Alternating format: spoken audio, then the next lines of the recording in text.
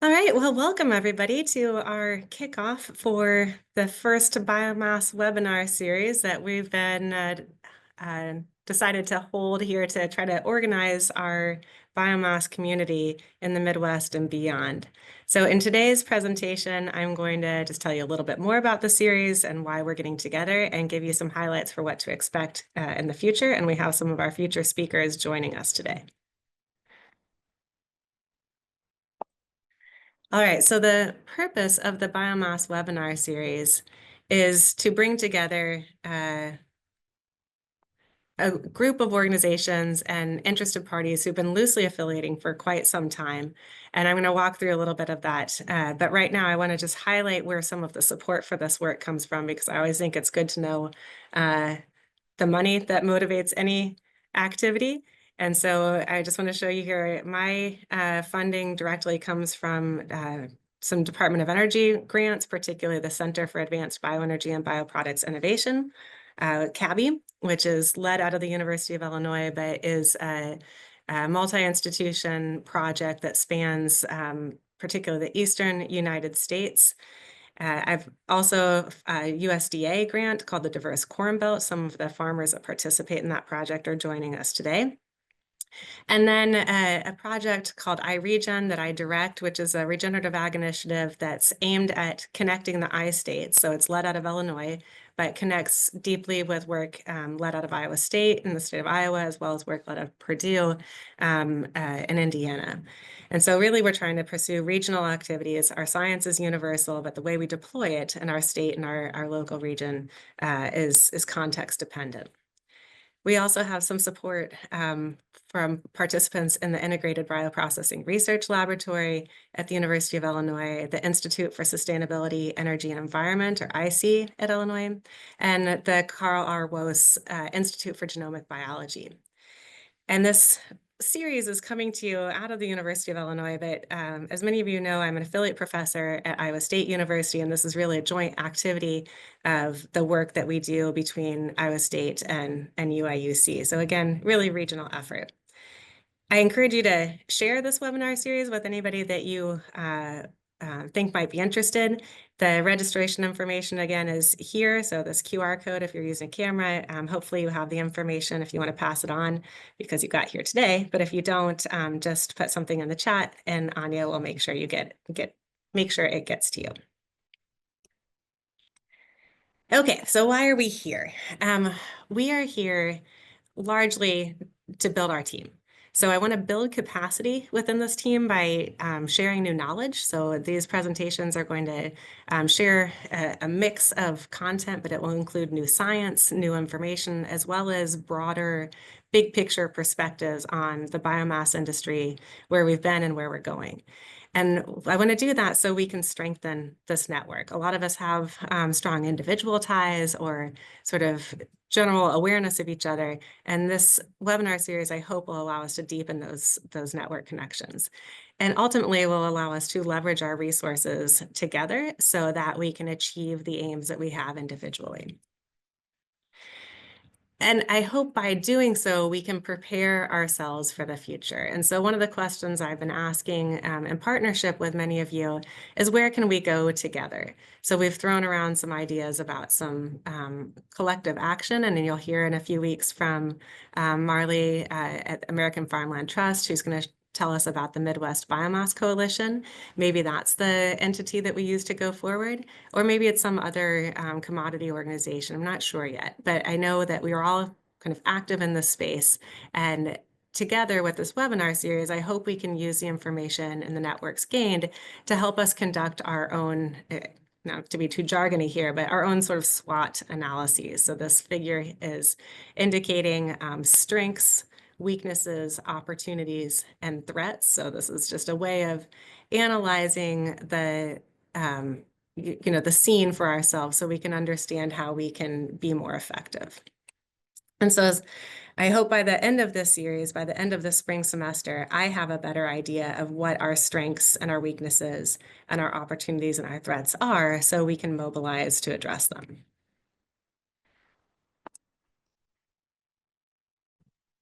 All right, so what we will do in every week that we get together is to get together to learn or share something new about biomass. I do anticipate that the focus in this series will be mainly on herbaceous biomass. We do have a Midwest focus in this group.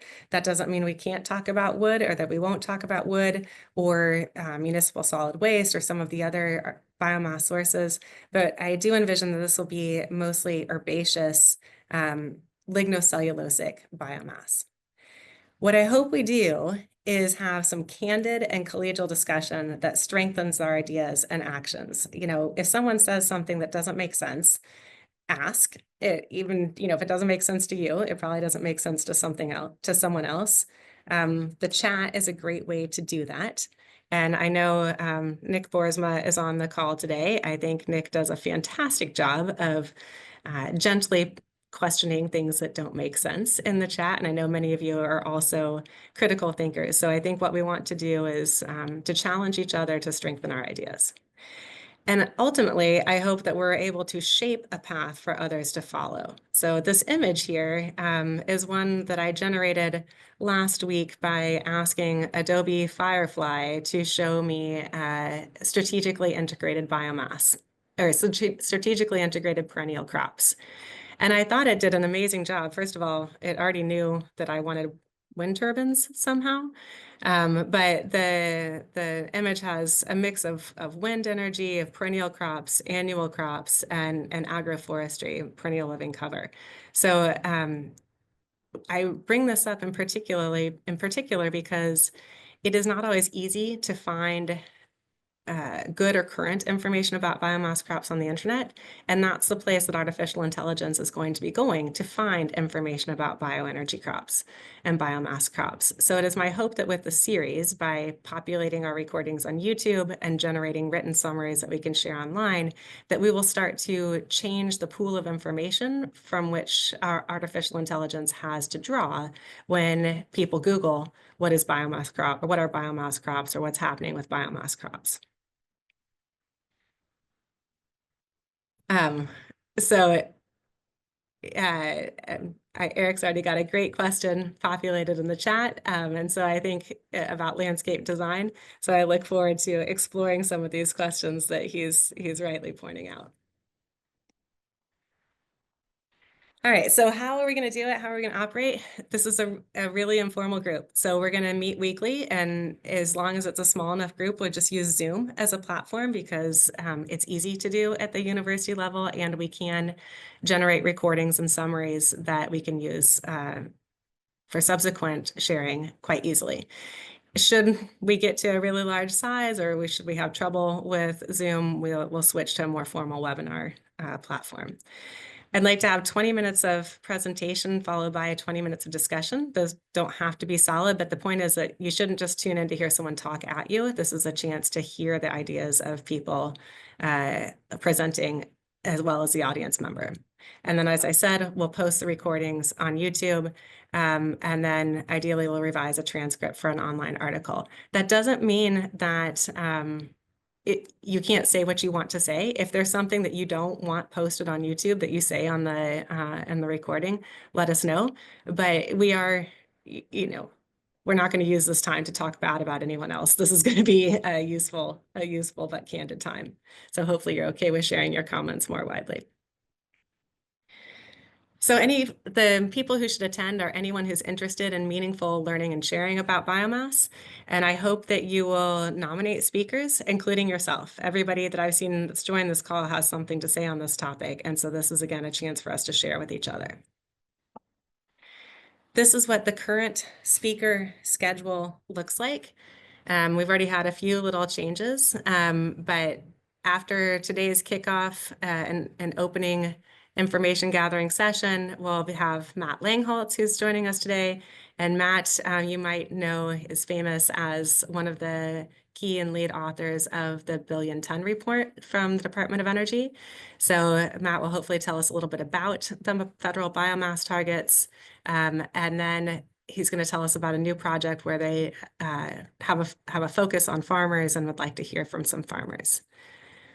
Following that, we'll have Marley Giacometti from American Farmland Trust telling us about that Midwest Bioenergy Crop Coalition and some of that collective action. DK Lee from the University of Illinois talking about the state of the US switchgrass industry and anything DK feels like sharing.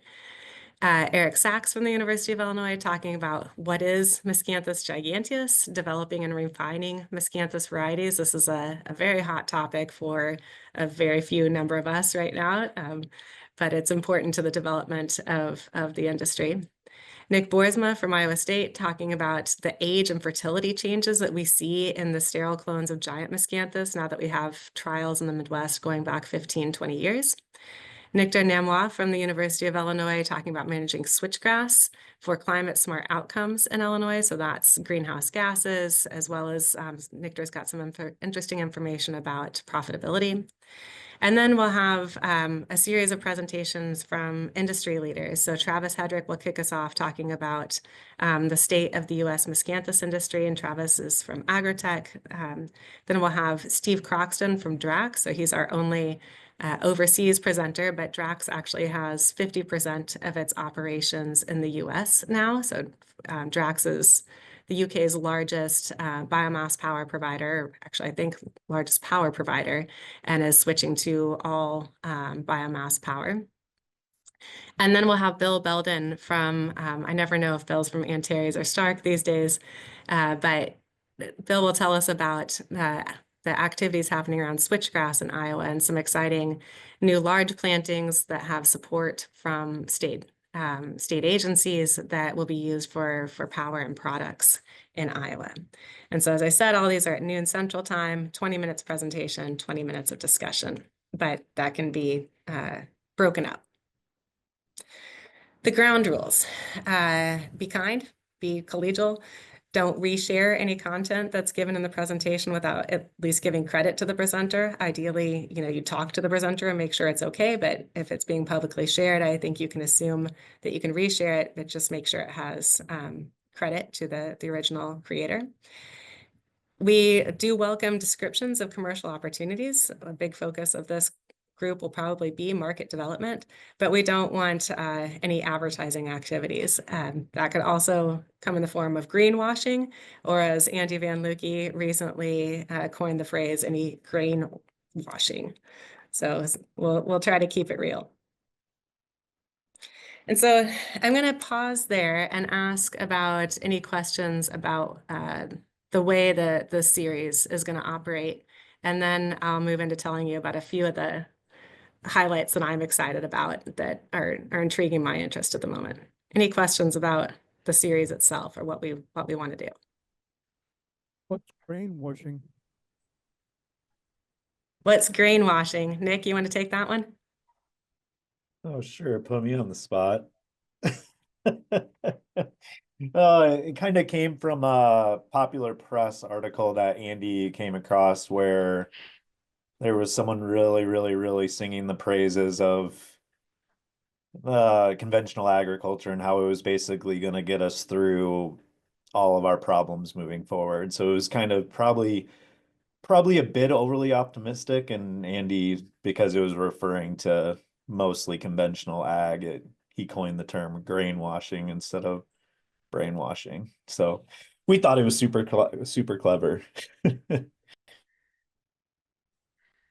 I think there's plenty of us who are curious about where some of these carbon neutral pledges come from. There's a lot of companies saying things are climate neutral, or that bills have been paid that we don't understand how they've been paid. I don't know anyone who's getting money really directly for carbon credits, and I don't know how it comes from conventional agriculture, but that doesn't mean we don't hear those claims.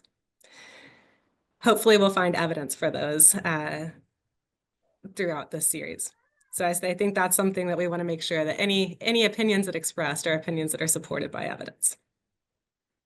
All right, so I'm going to tell you, I'm super happy that Kim Kidwell is on the call. Kim, and I don't know if you're going to be in a position to comment, but I do have one slide in a minute about IFAB. So if you are in a position to comment, I might ask you to say something about it in a second. Got it. All right. Okay, so I'm just going to share a few things that have come across the radar, particularly from a University of Illinois perspective, in the last year or so that I think are exciting, and we can explore more. But I want you to be thinking about what you want to hear about more, so we can populate this series to address your interests and concerns. So one thing that was exciting to me in the last year is we hear a lot about net zero and the chase to net zero and carbon capture and storage, or carbon capture and use. And in 2024, Dr. Kevin O'Brien, who works at the University of Illinois Prairie Research Institute, launched a new net zero center. And so this is a center that's done in collaboration with many partners, but notably with the University of Teesside in the United Kingdom, with whom the University of Illinois has a memorandum of understanding. And Teesside has been doing a lot of industrial carbon capture research and has a lot of activities in that space. But what some of you might not know is that Springfield, Illinois is home to the world's largest carbon capture power plant in city water, light, and power. So if any of you have ever driven on Interstate 74 or 72 West, as you're going through Springfield, you'd basically almost run into this power plant. It's got a big picture of Abe Lincoln's face on it, if I remember. And so this is a really unique facility that's located in our state's capital, that we could use to highlight the role of biomass power conceivably. So right now, this power plant is using conventional materials to generate power, but there is interest in understanding how non-traditional materials and biomass materials could be used to generate power at the facility and capture that carbon and ultimately use that carbon for another source. And again, I'm sitting today at the University of Iowa's building services offices, where they are burning biomass for heat and power. So we have expertise within our region to not only effectively burn biomass at a utility scale, but also now to capture that carbon. So really unique assets between Iowa and Illinois. And so at this point, you guys just interrupt me with any questions. I'm just going to kind of move through this. But if you have burning or clarifying questions, just shout it out or put it in the chat. There's not that big of a group of us. Another piece that I alluded to, and I'm happy that Kim's on the call, is in the space of food additives and packaging. So there's a lot of work happening in the space of food additives and packaging, and where cellulosic biomass could fit. But one project in particular is called IFAB. And so this is a unique center. Well, it's not a center per se, but it's funded by the Department of Commerce. So it's a tech hub, and we've seen tech hubs be funded by other departments, but the Department of Commerce is not one that we normally think of in the ag and energy space. And so this is a really interesting partnership that's already has $50-odd million of funding going to grants to projects within the hub, and a partnership that's, I think, worth considering how we might emulate between community colleges, research institutions, and private industry. And some of those industry partners, are technically competitors, yet coming together to do joint work in this tech hub. So Kim, do you want to say a few words about this? Sure, will do. I'll turn on my camera here real quick. So the goal is to establish kind of a lab-to-line corridor between Champaign and Decatur that supports biofermentation and precision fermentation in central Illinois, with the intention of becoming a global leader in this space. And so we have a lot of partners. I think the miracle weave here is that ADM and Premiant are both partners on this project. They are competitors. They've aligned with us to actually figure out how to go from pilot testing to demonstration size testing to commercialization in this corridor. Beyond this, we look at this $51 million actually as almost seed funding for a bigger pool of resources that we need to generate, which could be to the tune of $1 billion when it's said and done. But what we don't say much is that we leverage the $51 million to generate over $600,000 in matching money from the partners, right? So we're really at about it's probably about 700 million of investment in this project. I think what's interesting and important is that anything that we do or can create with some of these bioenergy crops has the potential to go through this ecosystem and end up, being commercialized. So developing products, testing products that are compostable. IBRL is the kingpin in this whole thing, which is our bioprocessing research lab on campus. It's an exciting opportunity. And what's exciting for me is that all the assets are in Central Illinois to really go from lab to line in Central Illinois. Our research partners involved with some of the entrepreneurial pieces, but our goal is to go really from discovery work that happens on campus to supporting innovation, being open to companies outside of the university system to help develop products that we can, support people in landing in commercial production facilities in Central Illinois. So we're excited about it. You'll hear more about it. We're just launching right now, but some exciting news, I hope, is on the horizon for us about at least one company that's going to land in Champaign in the next quarter because of IFAB. Wow, that's quick results already. Thanks, Kim. That's great. You bet. And so again, we'll have time in a little bit here for just broader discussion, but if there's any clarifying questions, just jump in the chat. Hold on now.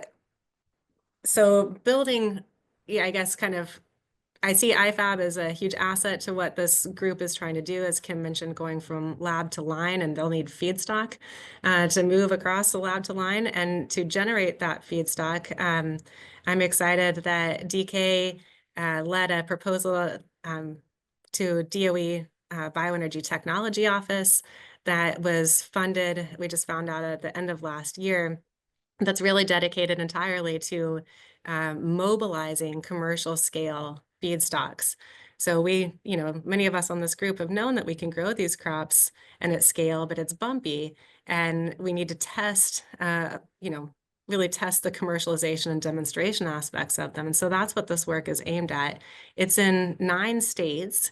So you can see Illinois and Iowa are kind of center to the project, and it addresses 3 feedstocks that are commercially viable today, particularly Miscanthus and switchgrass that are the focus of what I anticipate we're talking about a lot in this series, but also biomass sorghum, which we don't talk about quite as much, in part because it's not used at a commercial scale for biomass, but its potential is just huge.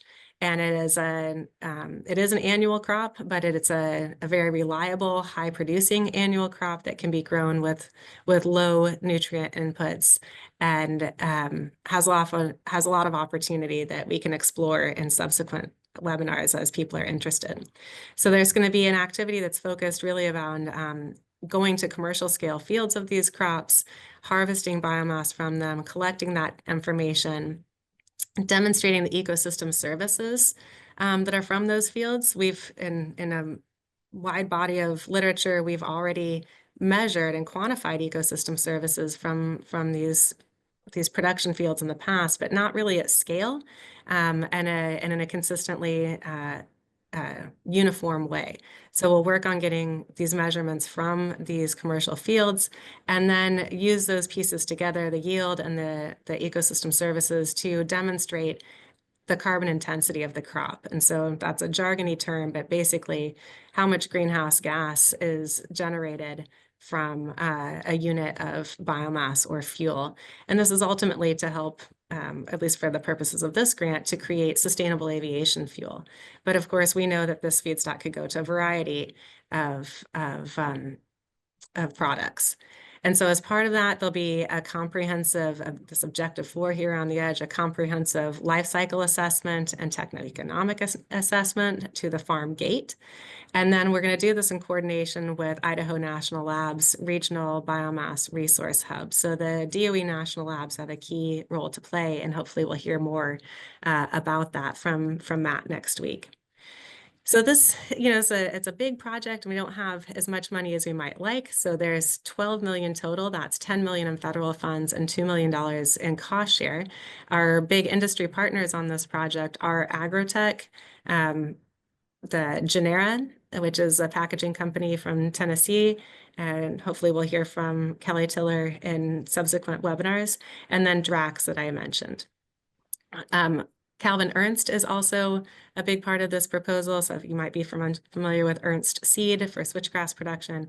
And then American Farmland Trust is as a key non-governmental organization partner that we have to help extend our science and really to help us make sure that the recommendations that we find are reflected in policy recommendations that AFT puts forth. And so with those two pieces together, the IFAB and the Biomass Hub, or the Biomass Provisioning Grant, I'd like to share with you an idea we've been putting together at the University of Illinois and among many members of this group for what we're calling the Biomass Hub Initiative. And this is the idea that we know we need to demonstrate these pieces in place to industry and to agencies, to insurers, to policymakers. They need to see this stuff. They need to be able to hold it in their hand. They need to kick the tires, understand the financials, understand the risks. And so to that end, at the University of Illinois and with the Integrated Bioprocessing Research Lab, we're working on an effort to take not only our University of Illinois fields, but also the fields that you have. So Eric runs on this call. Eric would probably like to have more places to sell his Miscanthus. We would like to help facilitate that by using this hub to take Miscanthus to start, but ultimately a variety of biomass feedstocks and work on processing them into a variety of products. And so right now we're at the stage of considering this project with feasibility, community discussions, and prototyping of different products. But what we're moving quickly to is some Illinois-led growers and Illinois-led processing and use, with the idea that we help farmers and industry ramp on to this market development and scale it up logically in a commercial setting. So the university won't be competing in the commercial space, but trying to facilitate it. And to get that started, our initial target is to put 10,000 acres of Miscanthus in the ground by 2027 and be using it locally by 2029. And when I say locally, I mean within a 100-mile radius of the University of Illinois. So that would include that Springfield location I mentioned where City Water, Light, and Power has the carbon capture plant. This is also, the sort of thing that we would want to put in place if we wanted to entice a company like Genera to locate in Central Illinois, for example. They'd need to know there was a steady base of Miscanthus available so that they had a steady feedstock supply for their industry. And so we are really focused on always trying to right size the supply and the demand and the infrastructure needed to enable a bioeconomy. We usually get one piece of this right at a time, right? We plant the crop, we have enough supply, then we're like, oh, wait, where are we going to sell it? We find a buyer. So for example, Tim Meese was selling the Miscanthus to the university, or that the university grows, to a turkey farmer in Indiana. Well, that turkey farmer planted his own Miscanthus, and hopefully I will get him to join us on this biomass webinar series too. And so now we don't have that market anymore. So we're always trying to right size supply and demand. And of course, everyone knows that shipping is not what we'd like it to be. So the infrastructure that supports this hub is another key area of focus. So hopefully the university's role here will be to innovate in this space and support the industry as it develops by demonstrating each step of this along the way. All right, so that concludes what I wanted to share with you. And what I'd like to use the next 15 or so minutes, as long as we have here, is to have a chat about that. And to help facilitate that, please put in the chat your name and one thing you would like to learn about in this series. And that will help Anya and I better develop the series going forward. I'm going to look at the chat here.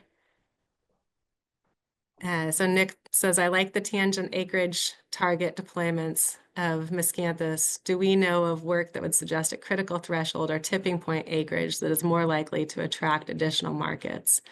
Nick, what Kelly Tiller has told us at Genera regularly is that she'd like to see a minimum of 10,000 acres and ideally clean, low carbon power to go with that.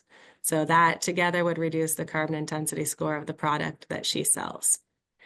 And Steve, yes, we're definitely including Indiana in the 100-mile radius. I'm particularly interested in learning more about the packaging opportunities in Miscanthus, and Tim's on the call, so maybe Tim wants to comment on the insulating abilities of Miscanthus. And there are some good companies that make insulation and packaging products in Indiana that could be interested in Miscanthus. Also, the Indiana landscape in that first 50 miles from the river east is the kind of landscape that farmers might be willing to grow Miscanthus there. It's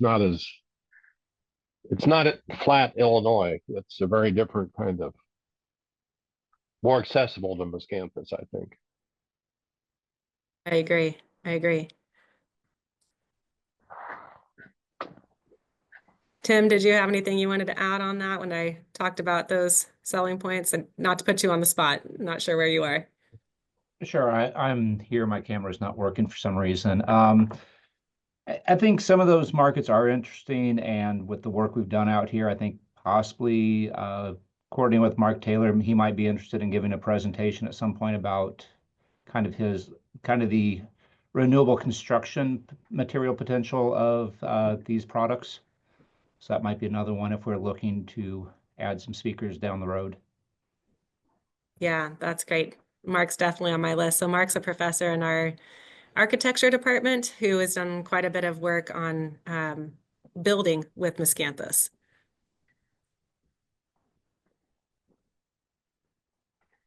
So Matt, Matt Langholtz, I saw you put in there as a comment about barriers to entry.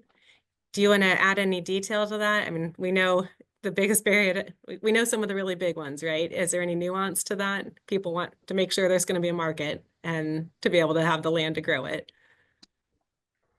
I think that's pretty much it. We'll get into it next week, right? Interested to learn from this group all these challenges to entry and adoption. Yeah. Okay, great, thanks. And I see we have Allison. Oh, sorry, Steve, go ahead.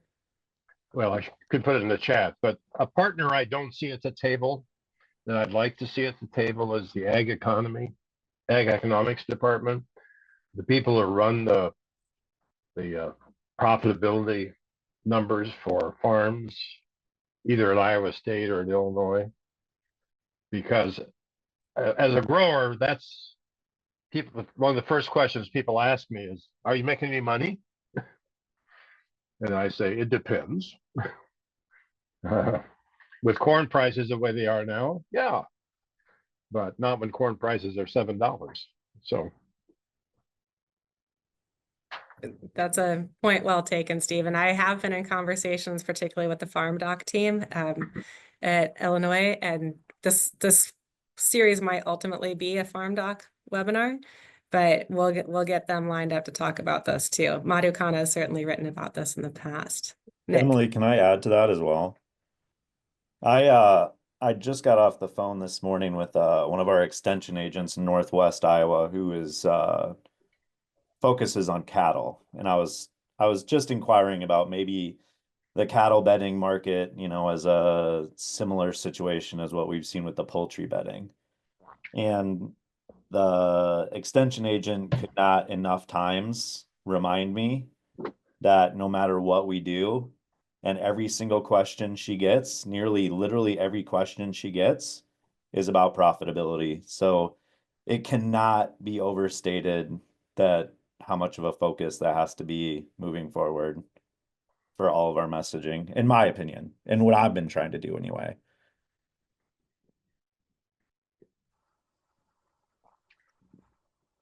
DK? Hello, everyone. I know we talked about the, market readiness and then what's the status and, whether each crop is just make money more or not. I think everyone talks in different language in terms of the readiness wise. While I was putting together my document for the B2 new grant, And I know when Emily, you know, the feedstock readiness level, I mean, which has all detail about, numeric number for, for each level. I think whenever we do presentation for the, in switchgrass, I'm going to use that feedstock readiness level. And then Miscanthus, or by state, by location, region. I think everyone using the same scale of readiness level from the, beginning of the, whether it's commercially, have a, production practice or it's market ready. I think I can share the paper with everyone. I think that might be the good thing to use is everybody using and we can speak all the same language. Just to That's add to DK's point, about 3 or 4 weeks ago, I downloaded, or I was looking at the Iowa State website that tells you how much it costs to grow a crop and so forth. And they have Miscanthus now listed as a crop, which I think must be the first time, but that's kind of a bellwether. And I haven't studied it because I got pulled off into other things, but I'll get back to it to see what I think of it. But I thought that was very useful to at least see our name out there. Yeah, I think Chad Hart put that together 10 years or so ago. And Madhu Khanna has one similarly on the Farm Doc website at Illinois. That's something that I think is ripe for updating, Steve. We have learned a few things since then. I think in that we recommend oats be planted. And so there's a few things that are added to the cost of Miscanthus that shouldn't really necessarily be reflected as a cost of Miscanthus. But I couldn't agree more that some of these enterprise budget analyses and some of these, simple tables that help you understand the costs and returns. But DK, I don't think money is really reflected in the technology readiness levels, right? That's more of a, oh, you're muted. You're muted. Yeah, I don't think as a money, market value is there, but I think all technical detail from the production practice and to the market ready situation. And you can see the table, they just break it down for the, the readiness level 1 through the I was working on 9 actually, and then I think that give us a little more information, whoever wants to produce it, feedstock or, willing to work with the feedstock too, essentially. Yeah, great. Travis, did you want to add to that? I noticed you turned on your camera. Okay. All right, so sorry, we have 2 Travises. I was talking to Travis Burke, but Travis Hedrick, if you had anything you wanted to add, you jump into my 2 North Carolina people here. Allison Bishop, if you're in a position at some point to comment, I would like to know from your position in Hertz Farm Management, how you're thinking about that profitability piece as you talk to people. Maybe that's something we can come back to in a future conversation. I would agree with others. I think the profitability is one aspect of it too, but my mind goes to also just having operators that have experience with a crop. If they're willing to help with taking care of harvest management, things like that, storage. Those are other aspects too that just when I look at the general farm landscape that we manage, it to go to a biomass crop, it would just be drastically different. But we have people always asking what a third crop option would be. Once you kind of get down to the nitty-gritty of it, it does come down to the profitability and what your upside is of it as well. Thanks for that, Allison.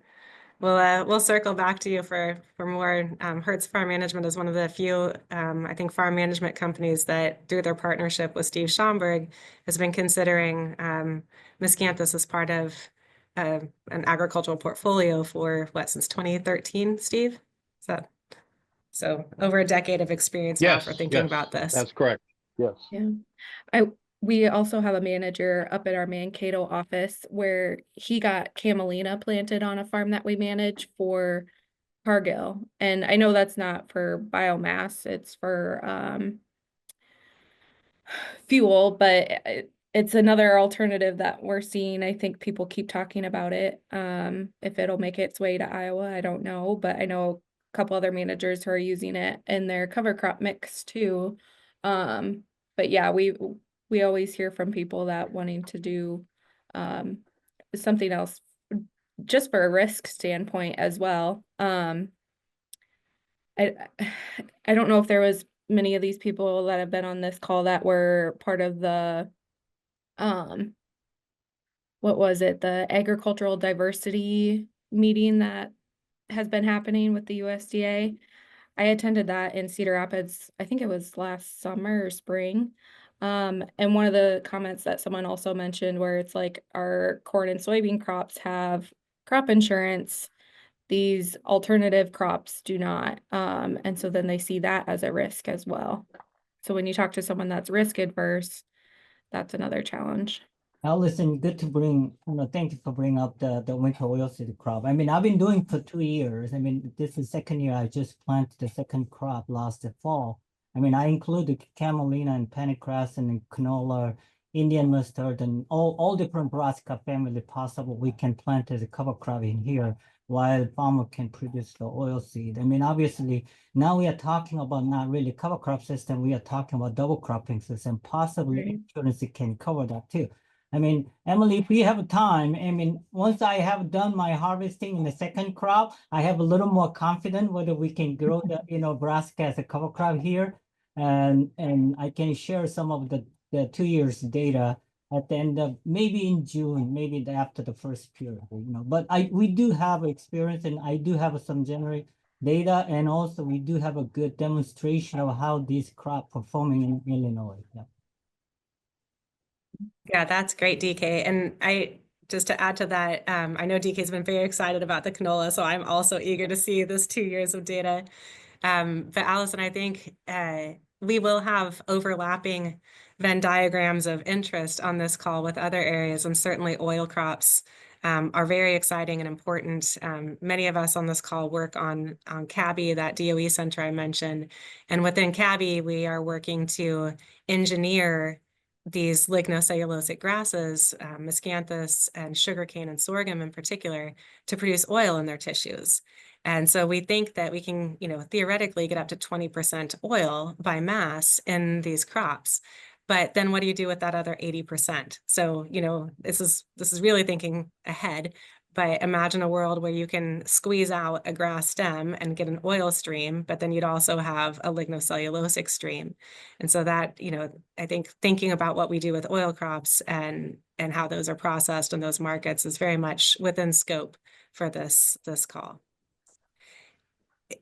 It is now 12:44, which is 4 minutes longer than I wanted to go. I know it's lunch and everybody's got a lot to do, so I'm going to try to keep these calls short without cutting into the conversation. I'm delighted so many of you joined. If you haven't had a chance yet, please put your name and what you'd like to learn in the chat. Anya and I will leave this open for a few minutes. But next week we have Matt. Matt, do you want to give a teaser or anything for what you plan to talk about next week? Thank you so much. Interested in connecting with this group because we have a project on exploring barriers to mobilization of everything that we're talking about here. So we're interested in getting your feedback. So it's kind of a tee up to get your input on our project. Hopefully we'll be able to ask you gossip questions too about what you see in your crystal ball for biomass in the future. This is Okay. interesting next few months. We'll figure out a lot of things, I think, in the next few But months. we'll compare crystal balls. Okay. Sounds great. Thank you all for joining and have a great rest of your day. Many thanks again to Ty Miller for the facilities today and probably for next week too. Take care, everyone.